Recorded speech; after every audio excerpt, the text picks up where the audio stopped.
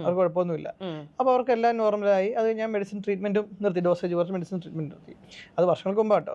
അവർ കഴിഞ്ഞ ദിവസം ഓഫീസിൽ വന്നിട്ടുണ്ടായിരുന്നു. വന്നിട്ട് പറഞ്ഞാൽ മോളുടെ കല്യാണം ഡോക്ടറെ വരണമെന്ന് പറയാൻ വേണ്ടി വന്നതാ. So sweet. പക്ഷേ ഇത്രയും so വർഷമായി. sweet. പക്ഷേ അത് മെഡിസിൻ സർവൈവർഷിപ്പ് ബയസ് ഇതിനെയാണ് പറയുന്നത്, സർവൈവർഷിപ്പ് ബയസ്. അതായത് രക്ഷപ്പെട്ട പേഷ്യൻസിൻ്റെ കഥകൾ മാത്രമേ പുള്ളി പറയുന്നുള്ളൂ. ചത്തുപോയ പേഷ്യൻസിൻ്റെ കഥകളോ ഒന്നും പറയാൻ ആൾ ജീവനോടെ ബാക്കിയില്ല. മാത്രമല്ല ചിലപ്പം ബസ് കൂലിക്ക് പോലും കാശ് കാണില്ല, എവിടെയെങ്കിലും വല്ല മൂലയിലും കിടന്ന് പട്ടിണി കിടന്ന് പാവപ്പെട്ട ചാവുന്നുണ്ടാകും. കാരണം കൊടുത്ത കാശ് മൊത്തം ഇവന് എടുത്ത് കൊടുത്തിട്ടുണ്ട്. ഇതാണ് ഇതിൻ്റെ ഈ സർവൈവർഷിപ്പ് ബയസ് എന്ന് പറഞ്ഞാൽ ഈ രണ്ടാം ലോകമഹായുദ്ധത്തിലും തിരിച്ചു വന്ന വിമാനങ്ങളിൽ അത് ആരാണ് നമ്മൾ സിയാർ തന്നെ ചെയ്തത്. സിയാർ നല്ലൊരു വീഡിയോ ചെയ്തിട്ടുണ്ട്.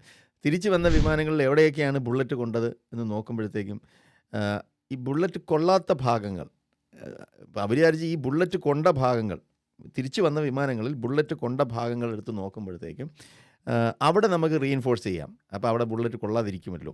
പക്ഷേ യഥാർത്ഥത്തിൽ ഈ ബുള്ളറ്റ് കൊണ്ട ഭാഗങ്ങൾ ഉള്ള വിമാനങ്ങളൊന്നും തിരിച്ചു വന്നില്ല. അവിടെയാണ് റീഇൻഫോഴ്സ് ചെയ്യേണ്ടത്. കാരണം ഇതെല്ലാം തിരിച്ച് വന്നു, മനസ്സിലായില്ലേ? അതിൻ്റെ വിങ് ടിപ്സിൽ വിങ്ങിൻ്റെ എയർക്രാഫ്റ്റിൻ്റെ ഫ്യൂസ്ലാജിൽ ബോഡിയുമായി അറ്റാച്ച് ചെയ്തിരിക്കുന്ന ഭാഗങ്ങളിലാണ് ഏറ്റവും കൂടുതൽ ബുള്ളറ്റ് കൊണ്ടത്. അവരാരും തിരിച്ചു വന്നിട്ടില്ല. പക്ഷേ എക്സ്റ്റൻഷനിൽ അല്പമെങ്കിലും കുറച്ച് ഒരു 1.5 മീറ്റർ ദൂരത്ത് ഉള്ള വിങ്സിൽ ബുള്ളറ്റ് കൊണ്ടു. ആ വിമാനങ്ങളെല്ലാം തിരിച്ചു വന്ന്. അപ്പോൾ അവിടെ റീഇൻഫോഴ്സ് ചെയ്തിട്ട് കാര്യമില്ല, അവന്മാർ തിരിച്ചു വന്നവരാണ്, മനസ്സിലായില്ലേ? അപ്പോൾ 80 വയസ്സ് കഴിഞ്ഞവന് കൂടുതൽ മരുന്ന് കൊടുക്കേണ്ട കാര്യമില്ല. ഈ 30 വയസ്സിൽ ചത്തുപോയവനാണ് നമ്മൾ മരുന്ന് കൊടുത്തത്. അവനെ 30 വയസ്സിൽ മരുന്ന് കൊടുത്തിട്ടാണ് ഈ 80 വയസ്സിൽ അവൻ ചാവാൻ കിടക്കുന്നത്.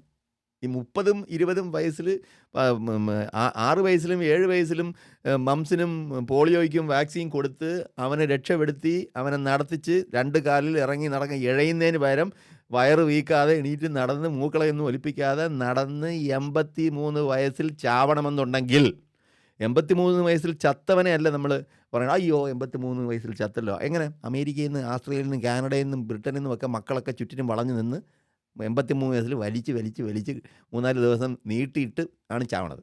മനസ്സിലായി? സന്തോഷമായിട്ട് എല്ലാവരും കണ്ടിട്ട്. മറ്റതങ്ങനെയല്ല, മറ്റത് തൂറി നാറി പുഴുത്ത് അളിഞ്ഞാണ് ചാവണത് 25-30 വയസ്സിൽ.